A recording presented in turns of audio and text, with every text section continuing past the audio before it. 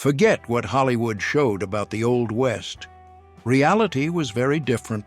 These famous gunslingers didn't die in epic duels at sunset. Most had ordinary ends: illness, betrayal by friends, or they simply grew old, alone, and forgotten. Here are 18 true stories the movies will never tell. Subscribe to our channel and drop some hype in the video to help us out. Number 1. Buffalo Bill turned the Old West into a worldwide show, taking cowboys and Indians to audiences across Europe and America. What few people know is that he died basically broke in 1917, staying at his sister's house in Denver. But things get weird after that.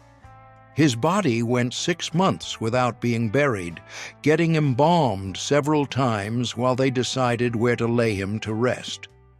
When he finally ended up on Lookout Mountain in Colorado, the town of Cody, Wyoming, swore Denver had stolen the body. To this day, people there believe Buffalo Bill's real remains are somewhere else. The state of Colorado even put concrete over the grave to prevent any attempted theft. A dispute that lasted decades over a man who became a living legend and, after he died, kept stirring up controversy. Number 2. Bat Masterson. This guy was a living legend of the Old West. He worked as a sheriff in Dodge City when the town was basically synonymous with chaos and shootouts. He went up against outlaws, cheating gamblers, and survived duels that left a lot of people on the ground. But here's what few people know. Masterson walked away from it all. He hung up his guns, left the West behind, and moved to New York. He became a sports columnist, writing about boxing for a city newspaper. The man who was once feared in dusty streets now wore a suit and hammered away at a typewriter.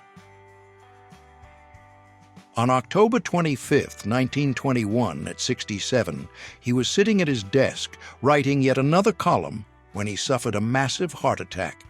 He died right there, pen in hand. The gunslinger who dodged so many bullets met his end in the quietest way possible. Number 3. Wyatt Earp, 1923. 6 years before he died, the man behind the most famous shootout in the Old West was living in Los Angeles, trying to get Hollywood to tell his story the right way. Earp spent his days on Western film sets, giving advice to directors and young actors who could hardly believe they were standing in front of a living legend. The funny thing is, he never got paid a dime for it.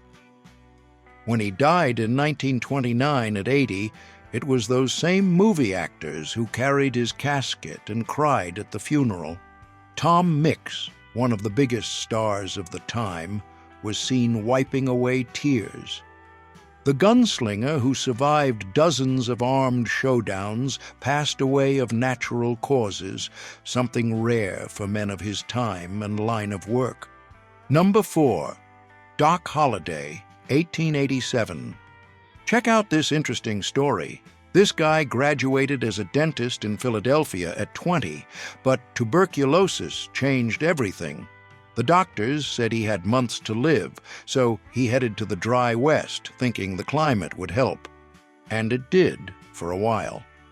But instead of pulling teeth, Doc found out he was really good at cards and on the trigger. He became famous in the gunfight at the OK Corral alongside the Earp brothers, where 3 men died in less than 30 seconds. The disease never let up. He drank whiskey to handle the coughing and spent his nights in saloons playing poker. In the end, he wound up in a sanatorium in Colorado, so skinny it was sad. They say his last words were, looking at his own bare feet, saying, "This is funny," because he always thought he'd die with his boots on. Number 5. Annie Oakley wasn't born famous. She came from a family so poor in Ohio that by the time she was 8, she was already hunting to put food on the table. But here's the detail few people know. She paid off her mom's house mortgage by selling the game she brought down, a child. Before she was even 15, Annie had paid the whole debt. When she turned 21, she faced a professional shooter named Frank Butler in a competition and won. A year later, they got married. Together for 50 years, she became the biggest draw in Buffalo Bill's legendary show, impressing even the Queen of England. In November 1926, Annie died at 66. Frank Butler, the man she beat and then loved for the rest of her life, stopped eating. 18 days later, he was gone too. They were buried side by side, just like they lived. Number 6. You're looking at the face of a kid who became a legend before he was 22. Billy the Kid grew up an orphan, stole his first clothes at 15, and never stopped after that. The official story says he killed 21 men, one for every year he lived. True or exaggerated? Nobody really knows for sure. What we do know is that he escaped from jail twice, including a spectacular breakout where he killed 2 guards while handcuffed. Pat Garrett, who had once been his friend, got the job of hunting him down.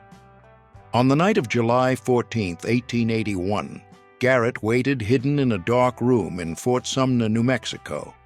Billy walked in shirtless, asking in Spanish who was in there. Garrett fired twice. The most wanted kid in the West died barefoot, with no chance to draw his gun. He was only 21 and already immortal. Number 7. Davy Crockett. You probably grew up hearing stories about this guy in a coonskin cap. But the truth is a lot more complicated than the movies made it seem. Crockett was a bear hunter, a soldier, and even served in the U.S. Congress, where he had a major falling out with President Andrew Jackson. When he lost re-election, he told the people of Tennessee they could go to hell and headed to Texas. In March 1836, he was at the Alamo with fewer than 200 men facing thousands of Mexican soldiers. The fort fell on March 6th and Crockett died at 49. Now here's the controversial part. Some say he fought to the very end. Others claim he was captured and executed afterward. A Mexican diary found decades later fueled that argument. What really happened that morning? We may never know for sure. Number 8. Jesse James was only 34 when his story ended in a way nobody saw coming. The guy who kept banks and trains in panic for more than a decade didn't die in a shootout or on the run from the law. On April 3, 1882, he was in his own living room, calm, straightening a picture on the wall. Bob Ford, a guy Jesse considered a trusted partner, was there in his house.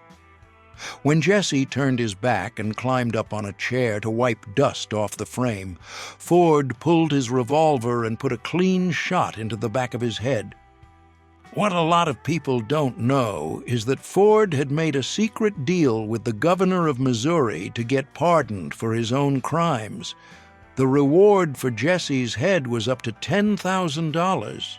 A fortune back then, the equivalent of more than $300,000 today. Number 9.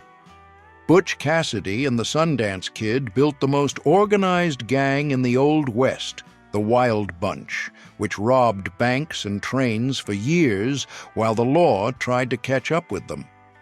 When the pressure in the United States became unbearable, they did something few outlaws would have the guts to do.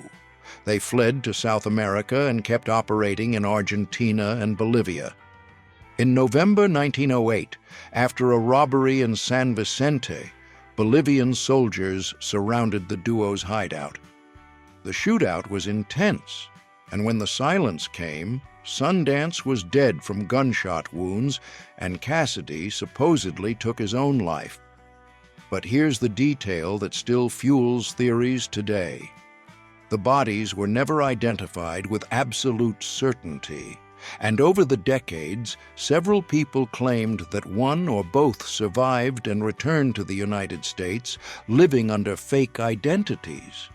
Number 10. 2 days before turning 41, Belle Starr was riding back home in Oklahoma's Indian Territory. Someone was waiting hidden along the road. 2 shotgun blasts to the back knocked her off her horse. The killer then walked up and fired one more time in her face. To this day, nobody knows who pulled the trigger. The main suspects? Her own son, Edgar, whom she had publicly beaten days earlier, and a neighbor she was fighting over land with. Belle had built a dangerous reputation. She married horse thieves, hid fugitives from the law, and became a legend in the newspapers of the time, which loved stories about women outlaws. The truth is, she knew all the worst criminals of the Old West and kept too many secrets. Any one of them had a reason to want her quiet forever. Number 11. Wild Bill Hickok. You ever heard of the dead man's hand? Yeah, it exists because of this guy right here. James Butler Hickok was the kind of man you didn't want to piss off. A crack shot, a feared lawman, and one of the most dangerous men in the Old West. But Wild Bill had a vice: poker, and that's exactly what killed him. In August 1876, he was in a saloon in Deadwood, South Dakota. For the first time in his life, he sat with his back to the door. A fatal mistake for someone with that many enemies. Jack McCall, a guy Bill had humiliated the day before at a card table, walked into the saloon and shot him in the back of the head without warning. When Hickok's body hit the floor, his cards spilled out. 2 pairs, aces, and 8s. Ever since, any player who gets that combo knows they're holding the dead man's hand. Number 12. Calamity Jane. Martha Jane. Cannery lived a life that few men of that time could have handled. She worked as a scout for the Army, crossed hostile territory, and built a reputation that mixed courage with scandal. What a lot of people don't know is that Jane spent years telling stories about herself that were, at the very least, exaggerated. She claimed she'd been Wild Bill Hickok's lover, but historians have never really confirmed that. Alcohol was a constant companion. In her last decades, Jane drifted between Wild West shows and bars, spending the little she made on booze. In August 1903, pneumonia took her at 51. Her body was wrecked by decades of alcoholism. Here's the strange part. They buried Jane next to Wild Bill in Deadwood. Some say it was what she wanted. Others swear it was a joke by the townspeople. Number 13. Pat Garrett became famous for ending Billy the Kid's life in 1881, but what few people know is how he himself ended his days.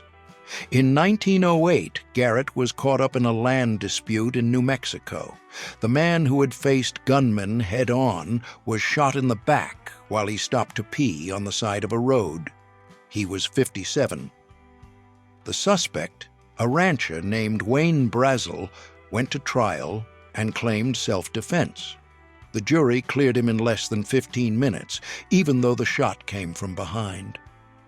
Many believe powerful men wanted Garrett out of the way and used Brazel as a scapegoat. The full truth never came out. The outlaw hunter died like many of the men he chased. Number 14. John Wesley Hardin was considered the most dangerous gunman in Texas. By 15, he'd already committed his first murder. They say he killed more than 40 men, including a guy in a hotel, just because he snored too loud in the room next door.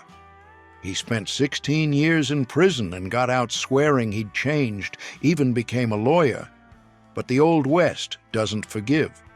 In August 1895, he was shooting dice in an El Paso saloon when John Selman, a local lawman, walked in and shot him in the back. Hardin was 42. Ironic, right? The man who faced dozens of gunmen head-on died without even seeing who pulled the trigger. Selman claimed self-defense, but witnesses told a different story. Number 15, Black Bart, the bandit who left poems. Charles Bowles robbed 28 Wells Fargo stagecoaches in California between 1875 and 1883. He never fired a single shot. The guy would show up in the middle of the road wearing a flour sack over his head with eye holes cut out and order everyone to get down. He only took the company's strongbox, never touched the passengers. The detail that drove the police crazy was something else. He left poems signed as Black Bart inside the empty boxes. The verses mocked Wells Fargo and made headlines in the newspapers of the time. The company put detectives on him for years. A handkerchief with a laundry mark is what brought the crime poet down. They traced it to San Francisco and found out Bart was a polite 54-year-old man, a Civil War veteran. He served 4 years in prison and vanished in 1888. Some say he went to New York. Others swear Wells Fargo paid him a pension to stop robbing. Nobody knows for sure how it ended. Number 16, Bass Reeves. Born enslaved in Arkansas in 1838, this man would become outlaw's worst nightmare in the Old West. After the Civil War, he knew every trail in Indian Territory like the back of his hand. The federal government noticed and made him one of the first black U.S. deputy marshals in American history. For 3 decades, Reeves hunted the worst criminals on the frontier, arresting more than 3,000 of them. They say he was never hit by a bullet, even when taking on whole gangs. He used disguises, spoke several indigenous languages, and had a kind of marksmanship that became legendary. Many historians believe his story inspired the Lone Ranger character. He died in January 1910 in Muskogee, Oklahoma, at 71 from kidney problems. A man who started out in chains and ended up putting chains on others. Number 17, Tom Horn. Do you recognize this face? Tom Horn was one of the most contradictory guys in the Old West. He worked as an Army scout hunting Geronimo, became a Pinkerton detective, and later started going after cattle rustlers for big ranchers in Wyoming. The problem is, Horn didn't arrest anyone. He simply took the targets out and left a rock under their head as his signature. In 1901, a 14-year-old boy named Willie Nickel was shot in the back. Horn was in the area. During a whiskey-soaked interrogation, he supposedly confessed to the crime, though later he claimed he was drunk and making it up. The jury didn't buy that. In November 1903, Horn walked up to the gallows in Cheyenne, insisting he was innocent. To this day, historians debate whether he really killed the boy or was sacrificed to cover up the real culprits. Number 18. Pearl Hart became known as the last person to rob a stagecoach in the American Old West, and she was a woman. In 1899, she and a partner stopped a stagecoach in Arizona and took about $400 from the passengers. The case became a national sensation because nobody expected a woman to pull off that kind of crime. Pearl was captured, tried, and convicted, but she spent only about 5 years in prison. After she got out, she simply disappeared from public life. Some stories say she got married and lived quietly. Others claim she kept getting into trouble. What's certain is that she died in 1955, at 84, in Arizona, of natural causes.